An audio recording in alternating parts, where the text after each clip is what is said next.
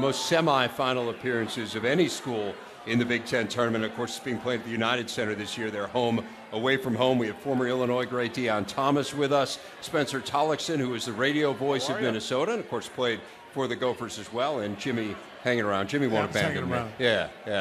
Deon, let's start with you. Right? Yeah, that's not a bad gig. Right. He's got it. Deon, let's start with you and this Illinois team. I know you still follow them closely. What have you seen from the Illini under John Gross as this program has evolved here over the last few years? You know, I think Coach Gross has done a wonderful job since he's been there. I know the results at times don't show that, but I think what he's done when he took over is brought in and changed the mindset of those guys. They go out, they fight every single night for him. You see guys diving on the floor. You see guys having fun. And that's the same energy that I think Coach Gross brings every single day that he's out there. And I think his players really emulate what he's doing. Well, speaking about players, we go back to '89, came out of high school together. You're competitive by nature. Nana Egwu breaks your shot blocking record. Tell the truth. Tell the truth. I know you're happy for him, but come on. He's still the all-time leading scorer, right? He still has that. Right. I'll say this. Nana is a great guy, great kid. He's worked his butt off to get it, Jimmy, but it took 20 years.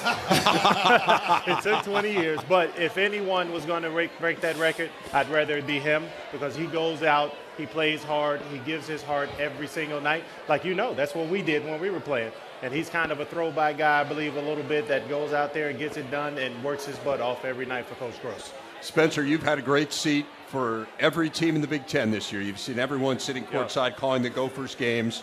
If not Wisconsin, if they don't win it, who do you think will? The Big Ten tournament? Yes. I think Purdue can make a run. They come at you with A.J. Hammond, 7 foot, and then they bring Isaac Haas off the bench. Tremendous size, athleticism. Octius at the guard position. Look, when you're talking about March, anybody that has, or any team that has good guard play, I think can make a run in any tournament. I like Purdue. Obviously, Maryland, they're probably everybody's number 2 choice, if you will. Be careful and watch out for Iowa. They're on, a 6-game winning streak now. They can really fill it up. A streaky team offensively.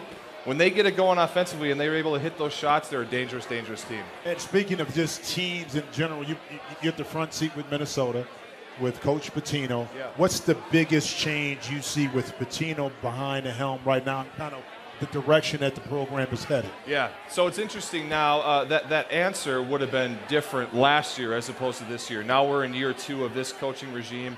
I think the biggest thing that I've seen in terms of difference from the previous regime to this one is his ability to relate to players and just how prepped these guys are. They are so dialed in, as you guys see all the time, going to team practices and shoot-arounds, just the due diligence they put in the time away from the court and being able to implement those processes on the floor in practice, prepping guys, whether it's under out of bounds plays, the opposition. I think Dan McHale and the coaching staff talked about playing Michigan State and Tom Izzo. They had to prep for 84 set plays.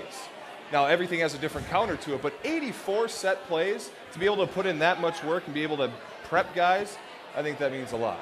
Deon, of course, you played at such a great time in the Big Ten. How have you seen Big Ten basketball in particular evolve since your days at Illinois? Well, I would like to say it hasn't changed much, but it has. It has. I think it's gotten a little bit more lot more athletic than when we were playing. Present company excluded, exactly. Right? You guys were pretty athletic. And then I believe that, the shooters, there's just so many shooters, whereas we had a lot of drivers. Not everybody could shoot the ball like Jimmy, or Vashawn Leonard or those guys that we played against. But I think there's a lot more shooters that are playing today. How often did you see a Michigan State team shoot the ball like that when we were playing? They had big Mike Popowski that was laying wood on us, and outside of Steve Smith, there was no real shooter like they have on those teams now, or like some of the other teams. But I think the athleticism is probably the biggest thing that has changed. And it's made a lot of those games a lot more fun to watch, because we were around banging and beating each other up. These guys are flying up and down the court. Spencer, you've seen a lot of games. We talk a lot about Wisconsin and the run they can make. Yeah. Tell me a little bit of what you think about Maryland.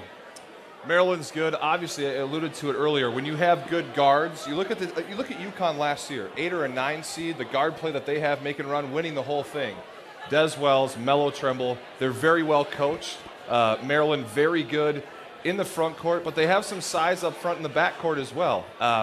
Their ability to penetrate, create for others, they can get to the rim and finish. They have those spot-up, knockdown three-point shooters.